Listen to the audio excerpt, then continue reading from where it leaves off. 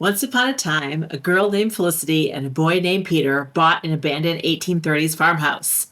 Hello, friends. As you can see, we have actually moved into the farmhouse. Yay! I am recording this introduction for you from my brand new office for the very first time ever. It's super exciting.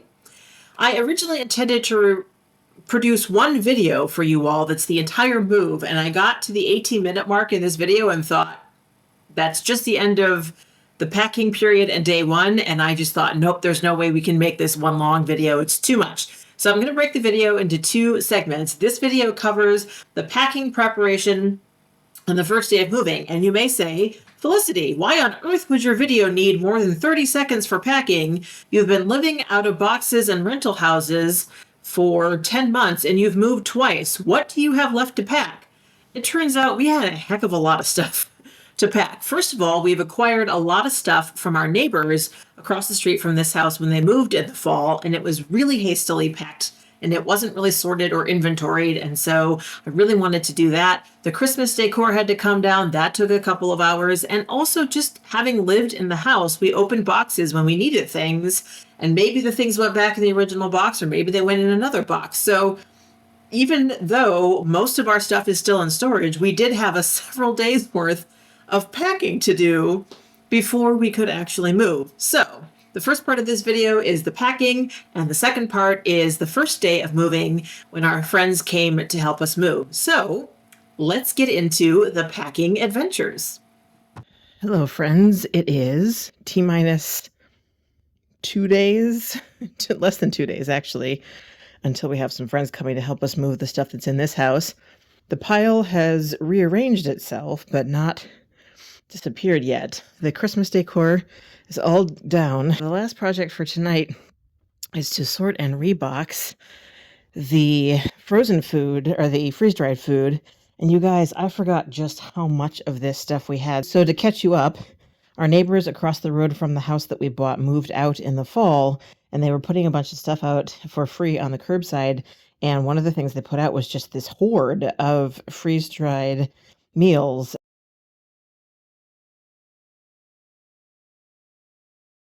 Welcome to organized chaos. Yes, does that smell interesting to you? I sure hope it doesn't, because if it smells interesting to you, it means it's probably not interesting for humans. So my piles of boxes over here have grown. I've got a box over here. I've got stuff on the floor over here. I'm basically, except for right behind me, fully hemmed in. But the good news is I only have 2 boxes left to sort.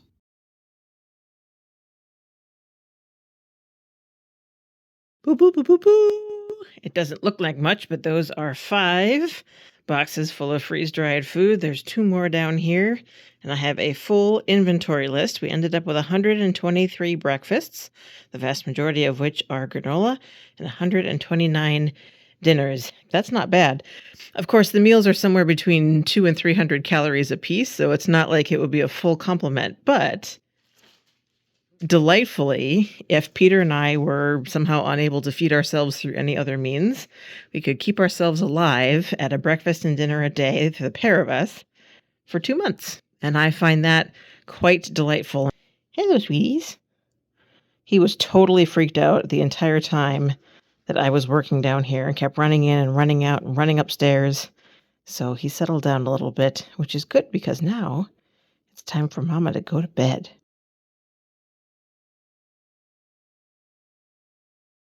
It's friend moving day. Peter's wonderful friends are coming over after work today to move all of the boxes you see here, and all of the boxes you see here, and all of the boxes you see here, and all of the boxes that you see here, and all of the boxes that you see here to our new house, along with the rocking chair and maybe the cat trees. Happily, the weather forecast has changed multiple times.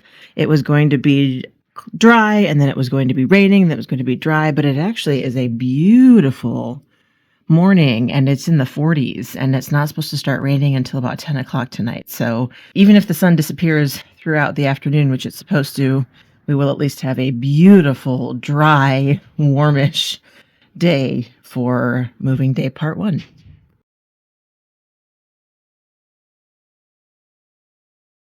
I still have all of these jars that are still in the boxes that we used to bring them home. And the problem is that some of those boxes are so heavy I can barely carry them, and they're not sorted by size, so they're not really set up for long-term storage. I only have a couple hours this morning. I'm going to try to rush through as quickly as I can, reboxing as many of these jars as I can, and we'll just sort of see where it ends up. So while I stayed at the house, madly trying to finish this last packing job, Peter went up to our house to meet both the house cleaner and then the extermination crew. We wanted the house cleaner to do at least a basic pass through the house before we moved in. So they were there for about 5 hours in total, which is a lot longer than we had expected. But the house hadn't been cleaned before our construction folks got to work. And of course, with all the dust and extra construction debris and stuff, there was a lot going on. The exterminator folks, I think, were here for about 2 hours. One of the things I wanted to catch you up on, so the exterminator actually came out to the house the day before to do like a pre-site inspection, and he found powder post beetles in the timbers in the basement. Now, as the name implies, they eat your timber. They are a lot slower than termites, which is why nobody noticed the damage before now, but he did see signs of an active infestation. And when he pointed them out to Peter, Peter actually said, "Hey, wait a minute. I've seen that pattern before. You guys, it's the same pattern that was in the timbers from the barn that we took down last fall." Unfortunately for us, that is a specialty treatment. So while they can be treated, it was an increase in budget that we didn't expect, but it had to be done.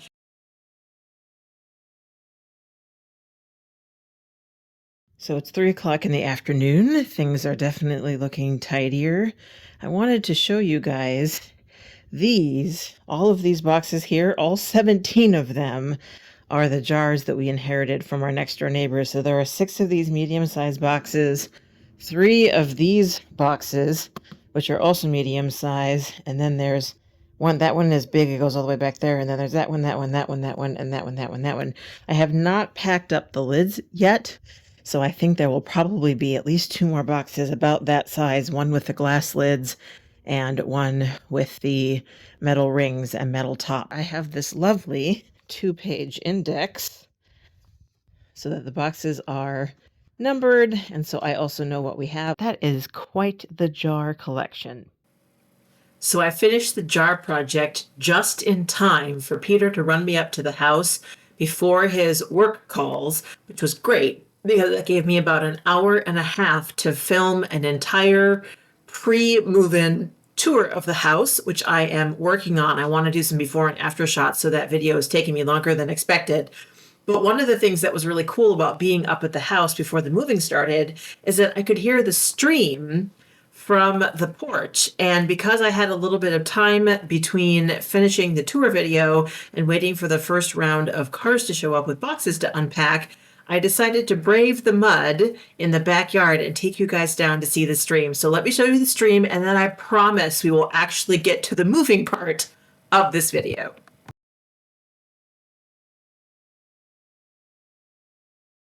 This is probably a bad idea, but you know what? We're here, so why don't we just keep going? So there's our stream.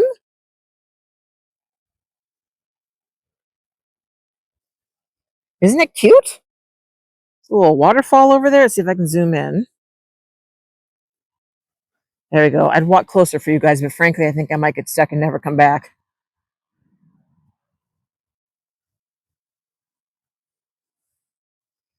What a beautiful sound. I love the sound of running water. I'm hoping this is a sound that we will hear far more often now that we are in residence.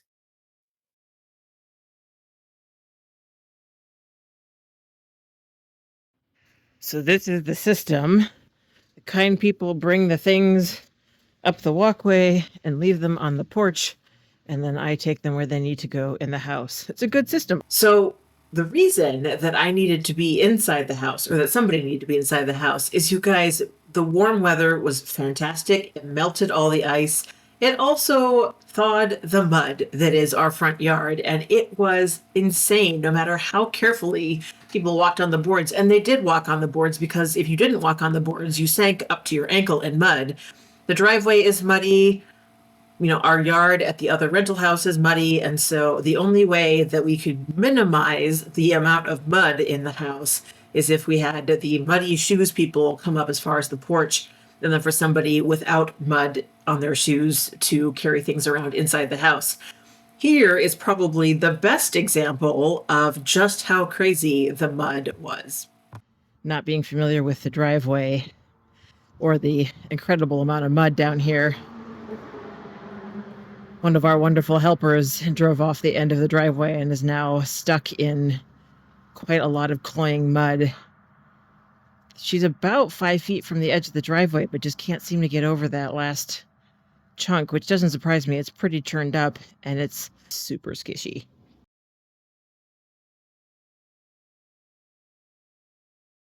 Our first boxes. It's lovely. We have that box, and we have a few boxes over here, and we have a few boxes waiting to go upstairs, and we have some boxes in the kitchen. Woohoo! So full disclosure, it's just the weirdest angle for a video, but I can't be bothered to move. I spent 6 hours pretty much nonstop with a few 5-minute breaks today packing all 17 of those jar boxes that I showed you guys earlier. And my lower back was not happy with me after that adventure. And now that I have been the person in the house moving all the boxes from the porch around it where they need to go in the house, my lower back is absolutely killing me. But I can't tell Peter because when he and I were talking about the move, I assured him that if it came down to it, I could move the entire storage unit by myself. And I still think that's true. I think part of the reason my back is so upset today is that I was sitting and twisting and, doing all the things that lower backs are not happy about if you don't regularly do. And now when I'm carrying things up the stairs, it hurts and my balance feels a little bit off. So right behind me off camera are all those glass jar boxes in this house, and somebody has to move them to the basement. I am absolutely not doing that today. I thought, oh, well, maybe I'll do that before the next round of card deliveries get here, and absolutely not. If I could barely go up the stairs, which is a much better staircase with much better clearance, I am not carrying precious glass jars down the steep basement stairs tonight. It does feel good to be laying flat on my back on the floor. I mean, my back still hurts. We'll see if this actually helps alleviate any of the problem when I have to get up again in a few minutes.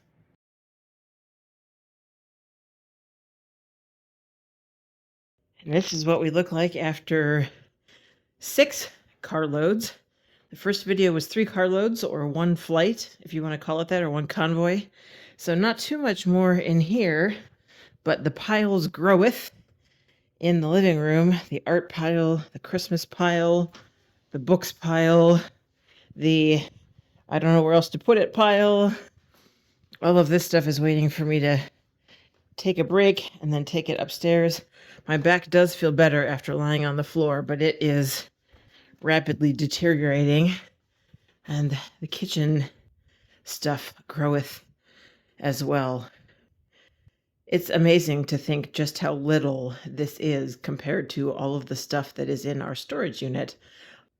I used to be a minimalist. I would call myself a minimalist, but I have to say, getting into homesteading sure does mean you have accoutrements, right? Peter loves to cook, so we have a lot of cooking things. And I love to bake and preserve, so we're getting into those sort of things. And we love books, and even though we've been paring down our book collection, we went to a couple of library book sales this fall and acquired more, and DVDs and art. And there's one more flight, I guess I should say, of stuff coming in the car tonight. Figured it would be about 3 flights, and it will be about 3 flights. So far, folks have been here for about 2.5 hours. I figured it would take about an hour each flight because things have to be carried out of the rental house, down the front steps, which is never a good time, loaded, and then driven here and unloaded. And while I am moving them inside, they are back doing it again. So, not a bad gig if you're a friend of ours. They've graciously given, well, they had to drive about 45 minutes to get here, or an hour. So they've graciously given us an evening of their time, which is super lovely. It isn't a late night adventure, and for that I'm grateful. That was what we intended. We definitely did not want to keep people out too late. All right, I'm going to lay on the floor for a few minutes because that really seemed to help my back last time, and then we will start to move these things upstairs. I have said it before, and I will say it again. I really think our house needs a dumbwaiter because at least half of those packages could be put on a dumbwaiter and just sent upstairs and picked up at the top. It would be so convenient. I actually talked to the handyman who services the rental house that we're in about a dumbwaiter, and I said, oh, but apparently you have to build a house around them. You can't retrofit them. And he goes, I think I could probably retrofit something. I don't know where we'd put it in this house, but I am strongly considering having him come over and see if there's a place to retrofit it, because that would be swell. And it would have to go down to the basement too, right? Because our canning jars and our extra food storage is going to end up in the basement. So it would have to go from the basement to the second floor. It would be so helpful for laundry. It would be helpful for moving food. It would be helpful for all kinds of things. Dumbwaiters are really where it's at.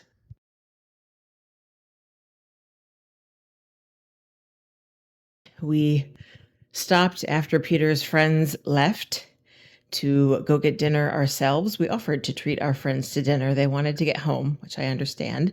So we went to our favorite pizza place down the way and came back, made sure that everything is as tidy and organized as it can be, so that tomorrow, when the other 75% of our stuff arrives from the storage unit, it ought to be as quick and painless as possible. You guys, I'm sitting in a chair in front of the fireplace. The fire's not on. It's not snowing outside, but this is the start of the dream. The dream is to sit here with the fire going and for snow to fall outside. I don't know if we're going to get snow yet this year. It is the end of February. It could snow. But even so, just to sit here at 10 o'clock at night is pretty wild. So I will bid you all good night, and I'll see you tomorrow for Moving Day Part 2.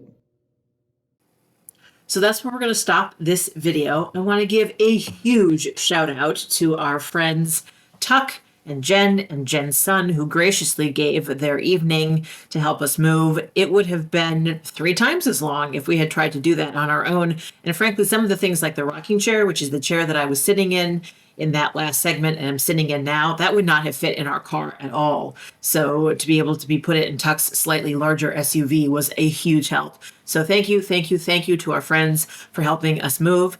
And I think this last clip of Mr. Darcy relaxing in my lap after we got back to the rental house pretty much reflects how we were all feeling at the end of the day. So I'll leave you with this clip, and I will see you soon in my next video. Bye for now. Darcy, my child, how is that comfortable?